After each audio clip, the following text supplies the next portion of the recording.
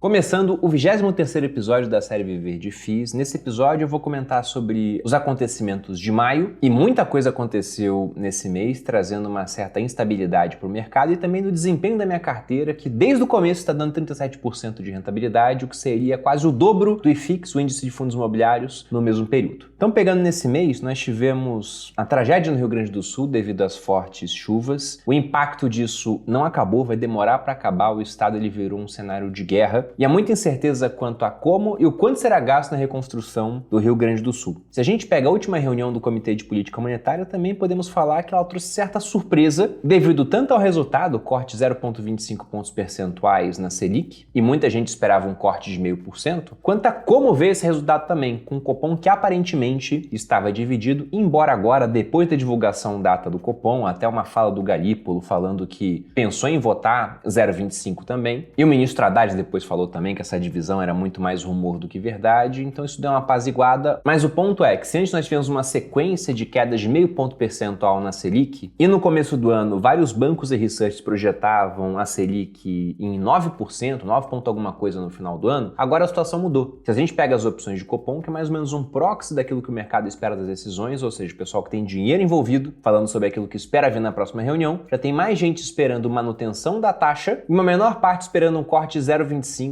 ou seja, a mesma magnitude de corte da reunião passada. E com isso, a gente vê vários bancos revisando suas projeções para a Selic no final do ano, com muita gente falando, como você pode ver nessa manchete, que a Selic talvez não caia mais. Bom, saberemos em breve, já que a próxima reunião será nos dias 18 e com término de divulgação no dia 19 de junho. Então, praticamente é um período de 20 dias para isso. E agora, pegando revisões específicas, o pessoal da Asset do Santander revisou a expectativa, que estava em 9,5 para a Selic no final de 2024, quando eles projetaram lá no começo do ano, para 10,25, ou seja, eles esperam só mais uma queda de 0,25. O pessoal de Itaú foi na mesma batida, eles tinham colocado 9,75 para a Selic terminal em 2024 e agora revisaram para 10,25. E citando aqui palavras do pessoal do Itaú, abrindo aspas, o cenário global desafiador, com o dólar forte e as incertezas domésticas, com pressão em preços de serviços mais sensíveis ao desempenho do mercado de trabalho, aumento do risco fiscal e expectativas desancoradas, fizeram com que o Banco Central revisasse seu plano de voo, reduzindo o ritmo de flexibilização monetária na última reunião. Projetamos, já o pessoal do Itaú, que a Selic termine o ano em 10,25, permanecendo nesse patamar até o final de 2025. Esse até o final de 2025 é meio forte, né? Já que no Brasil as coisas costumam mudar muito rápido. E vamos lembrar que no final do ano temos a mudança do presidente do Banco Central, sai Roberto Campos Neto, e quem vai entrar nós não sabemos. Tem muita gente que fala que vai ser o Galípolo, que é diretor de política monetária hoje, mas já vi muita gente falando também que o Lula quer colocar lá dentro alguém que é fortemente ligado a ele. E talvez a fala do Galípolo de que ele pensou inclusive em votar pelo corte de 0,25 tenha provocado uma certa quebra de expectativas a esse respeito. Agora, citando um outro banco, dessa vez um gringo, o JP Morgan, eles também reviram expectativas para a Selic, mas no caso para 10,5 pontos percentuais, ou seja, eles estão projetando que nós não teremos mais queda da Selic nesse ano. E não estão sozinhos nisso, visto aquela imagem das opções de Copom que mostra que realmente a aposta majoritária é de manutenção da taxa na próxima reunião. E aí, já entrando na temática dos fundos imobiliários, vamos lembrar do seguinte, né? As pessoas muitas vezes falam de maneira geral, classificando os fundos imobiliários como se fossem todos a mesma coisa, e olha, quando a Selic baixa é bom para o mercado de fundos imobiliários. Quando ela aumenta ou ela permanece alta, é ruim. Mas vamos lembrar que dentro dos fundos imobiliários nós temos os fundos de papel. E vários desses fundos de papel têm seus CRIs indexados, por exemplo, ao CDI, de modo que um CDI alto seria bom para esse segmento específico de fundos. E aí, citando um fundo da minha carteira, o RBRY,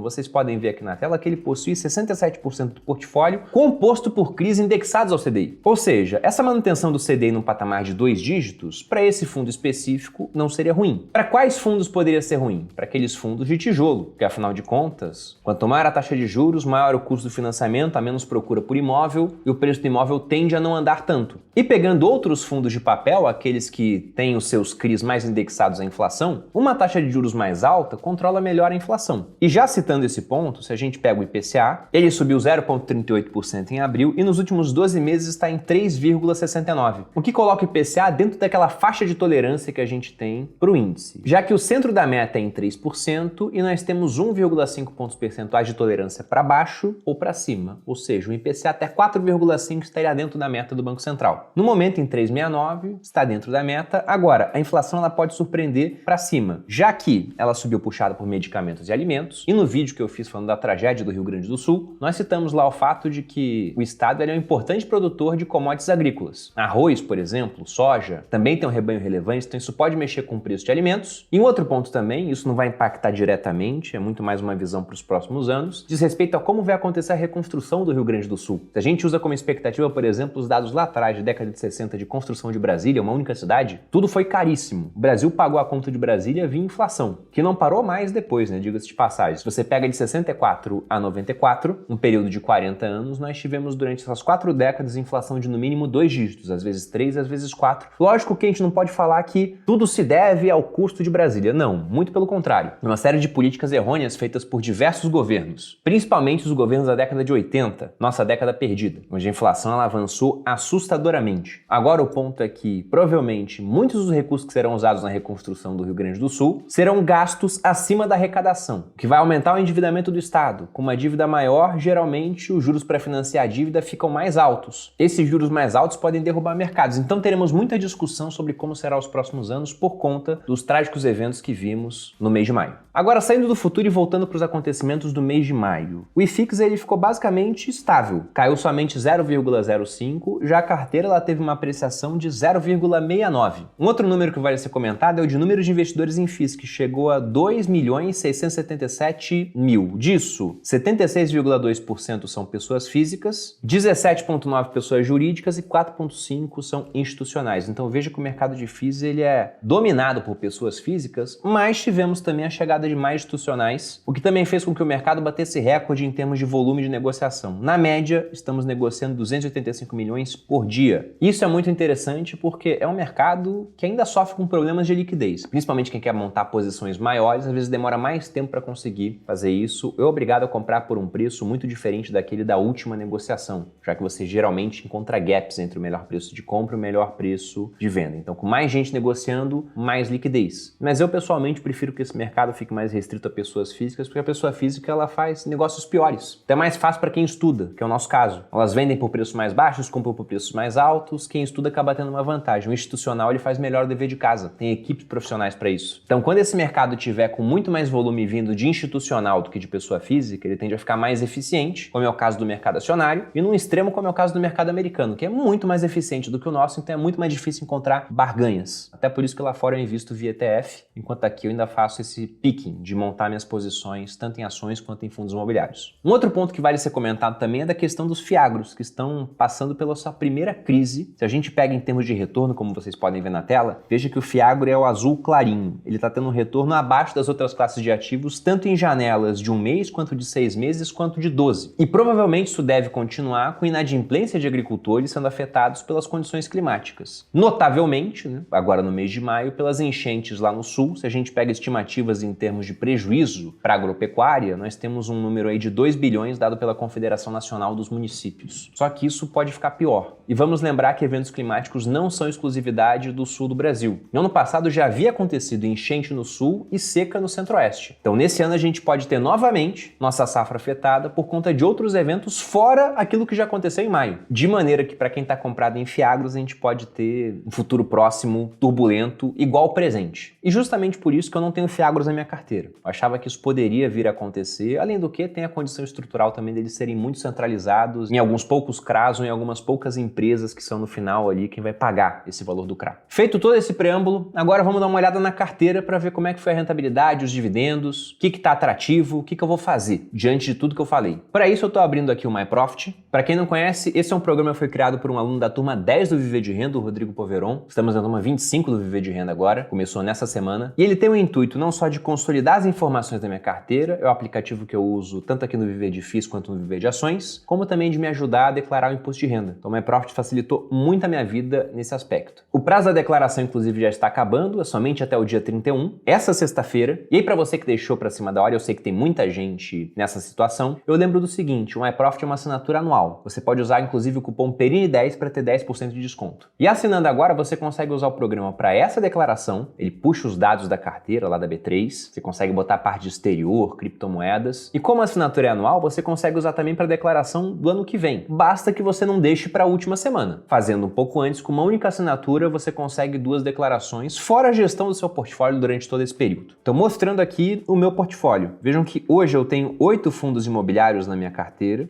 Da maior para menor posição nós temos o XPML, depois o RBRF, um fundo de fundos, XPML de shoppings, o LVBI de galpões logísticos, KCRE, fundos de papel, KNSC de papel, BCIA, o fundo de fundos do Banco Bradesco, RBRY11, também de papel, já citado nesse vídeo, e o VISC11 de shoppings. Se a gente olha aqui agrupando por setor, veja que o de recebíveis, fundos de papel, está em 30% da carteira, FOFs em 28%, shoppings em 27,45% e galpões logísticos em torno de 14%. Antes de entrar na parte para mostrar os dividendos e também o quanto eu tive de ganho de capital até agora, só mostrar uma aba que eu não mostrei antes, porque não havia acontecido algo para mostrar antes, né? Mas no último episódio do Viver de FIIs, eu vendi o fundo de tijolo que eu tinha, o JSRE, e eu vendi ele com um leve prejuízo. Então eu posso vir aqui na ficha de fundos imobiliários e veja que o MyProfit já pegou esse prejuízo e colocou nessa ficha. Como essa é uma informação desse ano, eu vou usar só na declaração do ano que vem, caso eu não tenha feito uma venda com lucro, por exemplo, e compensado isso. Então, supondo que eu fizesse uma venda com lucro de R$500, sobre esses R$500 eu teria que pagar 20% de imposto, porque em fundo imobiliário não tem qualquer tipo de isenção, R$100. Mas no caso, como eu tenho um prejuízo a compensar, eu pegaria os R$500 de lucro menos os R$375,58 de prejuízo e o resultado dessa subtração, que daria mais ou menos uns R$125, esse sim seria o meu lucro, que seria tributado em 20%. Então, se eu conseguir ao longo do tempo, pegando posições que estão me dando eventual prejuízo e que talvez eu até goste, volte a recomprar depois, né? Mas aumentar esse prejuízo acumulado, eu posso ter um valor lá que quando eu for vender posições com lucro, me faça pagar 0 de imposto. Pô, Bruno, mas para isso a carteira tem que estar perdendo, né? Pois é, essa é a dificuldade com a carteira aqui do canal, porque se eu venho aqui em posição detalhada, e aqui nessa aba eu tenho a diferença entre o preço médio que eu paguei nas minhas posições e o preço atual, veja que nesse momento, a única posição que está me dando prejuízo, isso sem contar os dividendos, nessa aba a gente não conta isso, é RBRY,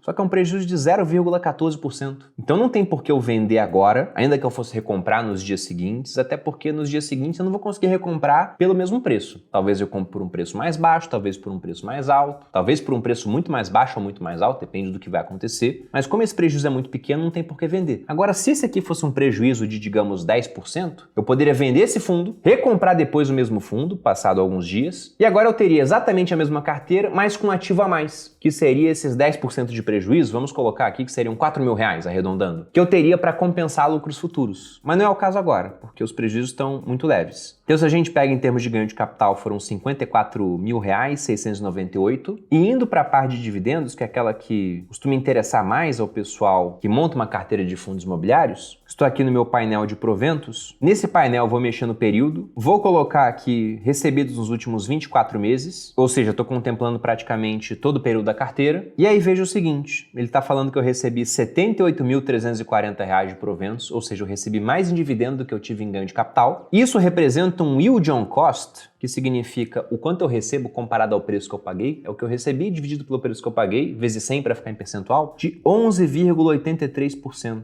Então veja que eu estou quase em 1% de recebimento de dividendos isentos por mês. Ou seja, tá bem a carteira. Se eu desço aqui, veja que eu estou numa crescente aqui em termos de valor recebido. Ele me dá inclusive o yield on cost mensal. Veja que nesse mês foi de 0,94 e que eu tive um decréscimo frente ao mês passado porque eu me livrei de um fundo imobiliário. Eu vendi o JSRE e não comprei outra posição. Pô, Bruno, por que você não comprou? Porque eu preferi pegar esse dinheiro e investir em outra classe de ativos. Eu fui investir em criptomoedas. Mas os recebimentos continuam acima de R$5.000. É um dos maiores que eu tive até agora, excetuando-se aqui os últimos 3 meses. Se eu olho aqui como é que foi esse pagamento, dividindo por fundos imobiliários, o maior responsável pelo pagamento foi o XPML, mas também a maior posição que eu tenho na carteira. E um destaque está no KCRE, o que está longe de ser a maior posição, mas foi o segundo maior pagador do mês. Lembrando que fundos de papel geralmente têm pagamentos maiores comparado a fundos de shopping, fundos de tijolo. Agora, indo para a última aba da rentabilidade avançada, aqui ele mostra o desempenho da carteira, tá pegando desde dezembro de 2022 até agora, 26,11%. Veja que isso é mais do que o IFIX, é mais do que o CDI, é mais do que o Ibovespa, mas perde para o S&P 500 e para o Bitcoin. Inclusive aqui abaixo, veja que a comparação com o Bitcoin ela é ingrata, né? Tudo fica muito abaixo. Vou até tirar ele daqui. O sempre gosto de deixar para lembrar que eu poderia estar comprando Bitcoin em vez de outras coisas. É interessante pensar em cuja oportunidade. Mas eu vou tirar, quero ter algum nível de diversificação, e eu vou voltar para uma outra aba. Eu vou ver aqui em rentabilidade mensal. Por quê? Assim como eu olhei dividendos desde o começo, aqui eu vou te mostrar a rentabilidade da carteira também desde o começo. Então vou colocar aqui todos os períodos. Lembrando que esse é o episódio 23, então já temos essa carteira desde junho de 2022. Passou 6 meses daquele ano, mais todo 2023, mais o período atual de 2024.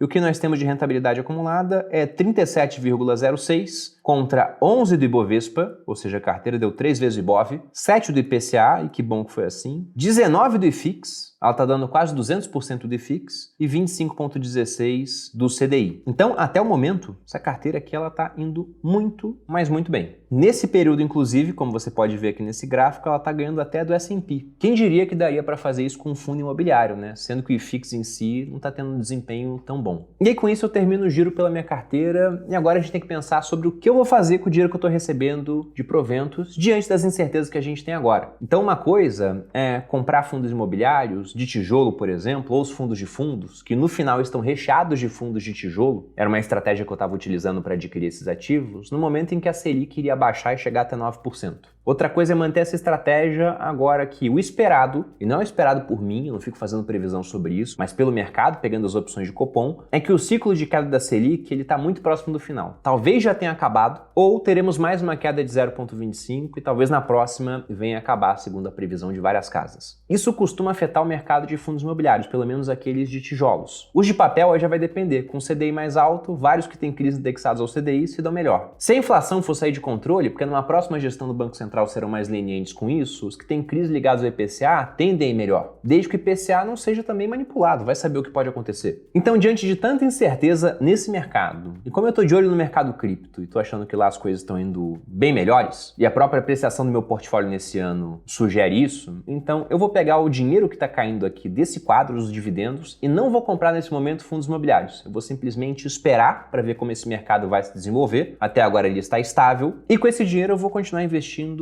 em cripto. O que eu não faço aqui nesse quadro, né? Na verdade, eu não tenho um quadro de investimento em cripto específico, mas simplesmente é o que eu estou fazendo, dando uma satisfação para vocês. E quanto à carteira, ela permanece aqui gerando renda passiva para mim, só que essa renda eu não vou reinvestir na carteira agora. E, inclusive, para quem quiser saber mais sobre essa parte de criptomoedas, eu lembro que a gente vai abrir uma turma do Viver de Renda Cripto agora no mês de junho. Isso vai acontecer após uma masterclass que o Felipe Santana, da Paradigma Education, irá fazer, mas se você quiser já estar na lista de espera e ter mais informações sobre isso, você pode se cadastrar no link que está aqui abaixo. Esse foi o recado do vídeo, espero que você tenha gostado. Se gostou, dê seu like, se inscreva no canal. Um grande abraço e até a próxima.